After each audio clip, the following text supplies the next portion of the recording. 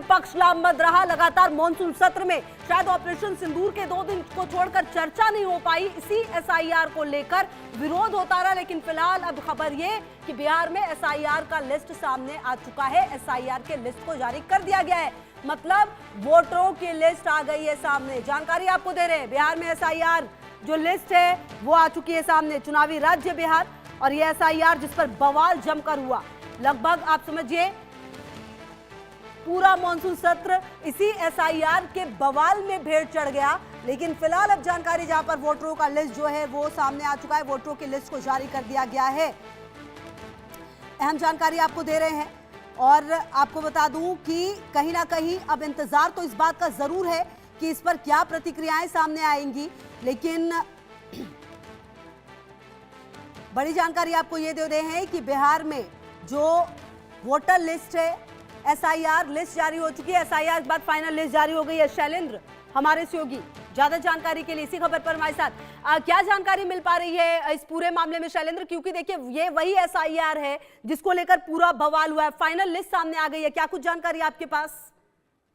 देखिए, साफ तौर पर है एसआईआर की लिस्ट अब आ गई है, यानी कि अब चुनाव के लिए जो प्रक्रिया है, यानी चुनाव की तारीख घोषित करने की, अब वो शुरू हो जाएगी। और इसको लेकर जो रिपोर्ट्स आई हैं, सुबह ही जो बिहार से निर्वाचन आयोग के अधिकारी हैं वो जुड़े हुए थे दिल्ली के अधिकारियों से, यानी मीटिंग लंबी मीटिंग चली है जो वीडियो कॉन्फ्रेंसिंग से, और जिलों के डीएम एसपी हैं उनके साथ भी मीटिंग हुई है, अधिकारियों के साथ भी मीटिंग हुई है, और इसके बाद ये लिस्ट आई है। और लिस्ट के बारे में ये कहा जा रहा है कि इसमें जो है 7 करोड़ लगभग 35 लाख के आसपास जो है मतदाता वो हैं। और अब चूंकि ये लिस्ट सामने आएगी और उसके बाद जो चीजें हैं वो भी सामने आएंगी, राजनीतिक प्रतिक्रिया भी सामने आएगी।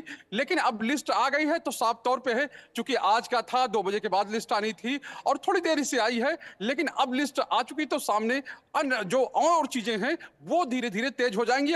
और यह भी कहा जा रहा है कि चुनाव आयोग की जो टीम है वो 3 तारीख को शाम, यानी 3 अक्टूबर की शाम वो पटना आएगी और 4 और 5 अक्टूबर को यहां रहेगी। और उसके बाद मतलब उस दौरान जो है चुनाव आयोग के तमाम जो कहें मुख्य चुनाव आयुक्त समेत जो चुनाव आयुक्त हैं वो यहाँ पे स्थितियों का जायजा लेंगे, तमाम तरह की बातें करेंगे, और उसके बाद ही ये तय हो जाएगा कि चुनाव की तारीख जो है वो घोषित करने की प्रक्रिया आगे शुरू।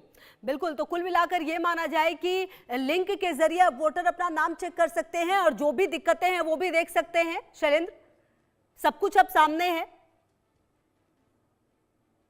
कि अभी ये फाइनल नहीं, अगर इस पर भी किसी को आपत्ति है, किसी को परेशानी है तो वो अपना नाम जुड़वा सकता है, या किसी का नाम कटवाना है तो नाम कटवाया भी जा सकता है। साफ तौर पे है, क्योंकि ये एक प्रक्रिया होती है। लेकिन चूंकि चुनाव आयोग ने एक डेडलाइन शुरू तय की थी, जो जून से प्रक्रिया शुरू हुई थी, अगस्त में जो ड्राफ्ट आया था और अब फाइनल लिस्ट आई है। फाइनल लिस्ट अब जो तमाम कहें कि प्रत्याशी हैं या प्रत्याशी होने वाले हैं उन सबके पास आएंगे, वो अपने समर्थकों के नाम देखेंगे, अपने कहें कि जो बूथ वाइज जो लिस्ट है वो सामने आएगी, और उसके बाद उस पर प्रतिक्रिया, यानी कि अब से कुछ देर बाद ही इस पूरी लिस्ट पर प्रतिक्रियाओं का दौर शुरू हो जाएगा, चीजें सामने आएंगी। और विपक्ष किस तरह से इस मामले को पूरा आगे बढ़ाता है यह भी अभी देखने वाली बात होगी, क्योंकि विपक्ष की ओर से एक बड़ा अभियान जो है एसआईआर की लिस्ट को लेकर, या पूरे एसआईआर जो कहें कि पूरी मुहिम रही उसको लेकर सवाल उठाया गया था। और यही नहीं, ठीक है, आप रहिए हमारे साथ हमारे सहयोगी आनंद सिंह की भी मौजूदि है अब इसी खबर पर ज्यादा जानकारी के लिए, उनसे जरा बातचीत कर ले। आनंद, देखिए जो जानकारी है उसके मुताबिक 3 लाख मतदाताओं को नोटिस भेजा जाएगा, मतलब कि जो आवश्यक दस्तावेज उन्होंने प्रस्तुत नहीं किए, इसके हिसाब से ये कुल मिलाकर और क्या कुछ जानकारी आपके पास है इस पूरे मामले में? जी देखिए, जिस तरीके से ये फाइनल वोटर लिस्ट जो वोटर पुनरीक्षण के बाद निर्वाचन आयोग ने आज जारी किया है, तो सीधे तौर पे इसमें कहा गया है कि किस तरीके से जो 3 लाख मतदाता हैं राज्य में उनको चुनाव आयोग जो है वो नोटिस जारी करेगी।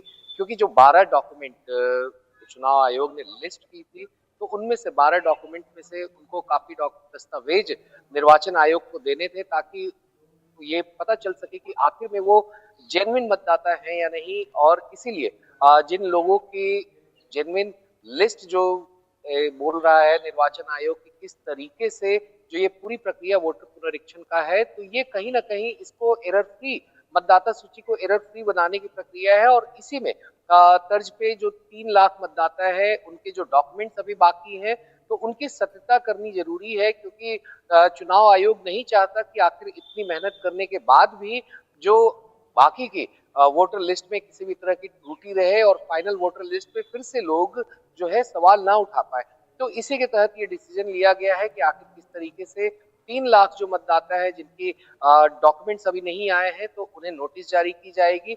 और इसके अलावा अगर हम बात करें तो जिस तरीके से सुप्रीम कोर्ट के आदेश के बाद जो आधार जो 12वीं डॉक्यूमेंट के तौर पे इंक्लूड किया गया था, तो उसमें जहां पर सिर्फ आधार एक्ट यानी कि नागरिकता वो साबित नहीं करेगा मगर उनकी आइडेंटिटी जरूर साबित करेगा।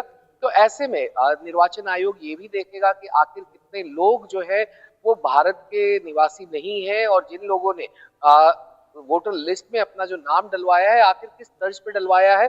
तो ऐसे में ये तमाम जो चीजें हैं, तमाम जो दस्तावेज है, उन सब के सत्यापन करने के बाद ही ये लिस्ट लाई जा रही है। और इसी वजह से अभी कुछ ही देर में और भी इसके डिटेल्स अभी सामने आएंगे, चूंकि निर्वाचन आयोग ने अभी जस्ट ही अपनी फाइनल मतदाता सूची बिहार के लिए वोटर पुनरीक्षण के बाद जारी की है। जी बिल्कुल। और ये बात भी सामने आ रही है कि वोटर लिस्ट से आखिरकार आनंद अगर अब तक को समझे तो किस किस के नाम हटेंगे, मतलब कि 2-4 बातें जो पहले सामने आई थी, क्या उसके अलावा भी कुछ और ऐड ऑन किया गया है?